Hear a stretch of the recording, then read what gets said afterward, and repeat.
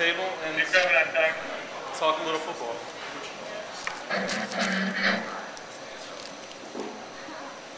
Well, we gotta wait for Justin because his mouth is full.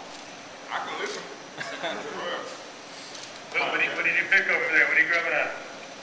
I got a little English muffin, some egg, some spinach, a little cheese, and some mayo, some ketchup, and some spinach. Did I say spinach twice? That's A lot of spinach, so I had to say it twice. ketchup, mayo. So you got a chance to take a look at Stu, what he's been able to do this year? I have. You know, being a D-lineman myself, you normally kind of keep up with guys that are kind of like the same position or play across the line. So I definitely looked at him and, you know, coming out, you know, I was a big Sioux fan coming out of Nebraska. I thought he should have been the #1 pick.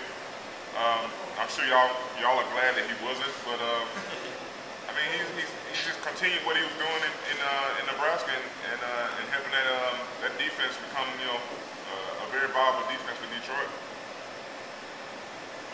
I think he has 3 sacks already this year for a D tackle. I mean, that's pretty decent.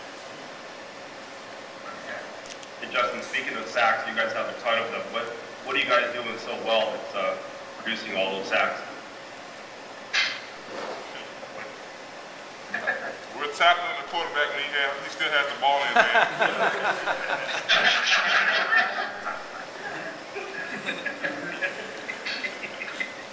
Keeping it a secret? I don't even know what we're doing right yet. But when I figure it out, I'll definitely let you guys know. Hey, Let us know when you do. We'll do. what different challenges are presented by Matthew Stafford or Sean Hill? Do you guys expect to play against one or the other, or what's the difference between them, do you think? You know, I haven't watched enough film on them yet to see difference. We watched a little on Max. Obviously, you know, both quarterbacks are putting Detroit in a situation to score a lot of points. I mean, they put up 44 last week, and plus you got Megatron out there running rapids. It really doesn't matter who's throwing the ball to that guy. You know, Calvin Johnson is a tremendous force to be reckoned with. You know, I know he kind of got banged up a little bit, but you know, regardless of who they have back there, that offense is not the. I've been telling all our guys that it's not the old Detroit Lions. You know, the Detroit Lions are a team to be reckoned with. Could easily be, you know, 4-1 or maybe even undefeated if a couple other plays go their way. So we know we have our hands full, and we're looking forward to the challenge.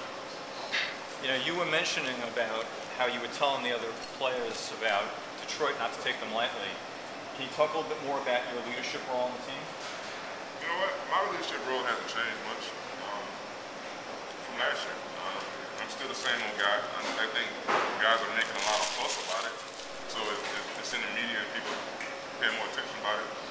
But I don't see my leadership role changing much from last year. I'm still doing kind of the same thing I did last year, maybe a little bit more here and there, but it really, I just don't think it's that big of a deal. Are you able to make, you know, comments and help along JPP and Linval Joseph? Definitely. I mean, those two guys are definitely maturing. You can tell every week they're getting more playing time. Linval came in and got some playing time. You know, obviously JPP has been a special teams beast for us early this season, and he's still trying to figure it out on defense. The one thing that he does great is just he's a very physical guy, and I think that's boded well for him. Now Linval is coming in, and he had a couple of tackles for losses Sunday. So, I mean, the more opportunity they get to go out on the football field and kind of, you know, get some experience with, you know, what they can do on the football field, it's just going to bode well, or bode better for them. Now, Justin, what happened to this team between weeks 3 and 4? All of a sudden, you guys look like you shifted gears, and you just came out, and now the defense is unstoppable, and they look like a much more balanced team now. You know what? We just started having fun. I think, you know, after the Carolina game, we kind of went up to Indianapolis and ran into a buzzsaw, and we started looking down on ourselves, saying that, you know, maybe we're not as good as we thought we were and things like that.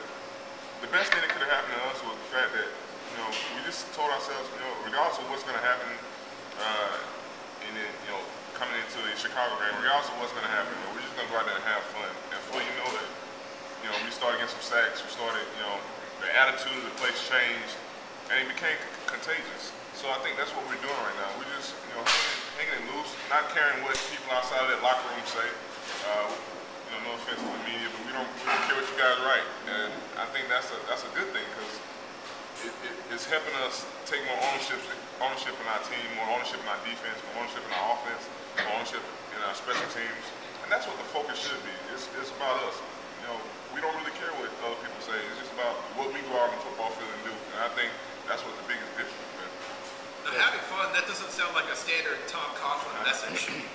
Like, how did you guys arrive at that sort of mindset? Well, people think they know Tom well, but they really don't. I'll give you an example.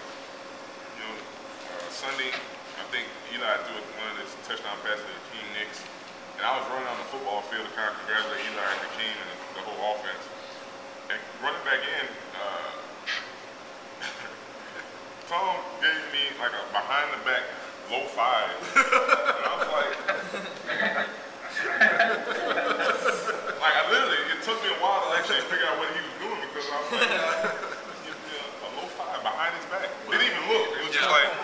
So, he's kind of, I say over the years, he's kind of loosened up a little bit. When I first got there, Coach Coughlin was a guy that, straight as an arrow, about a book, almost militant. But now he seems to be more of an understandable coach, a coach that, players should go and talk to him. I meet with him once a week at least, just talking about the differences we see in the team week to week and what, we might want to do different or what we might want to keep with. And I think that is leaked all through our locker room. The guys kind of have a better understanding for him. And, the whole thing about, he might be losing his team, that couldn't be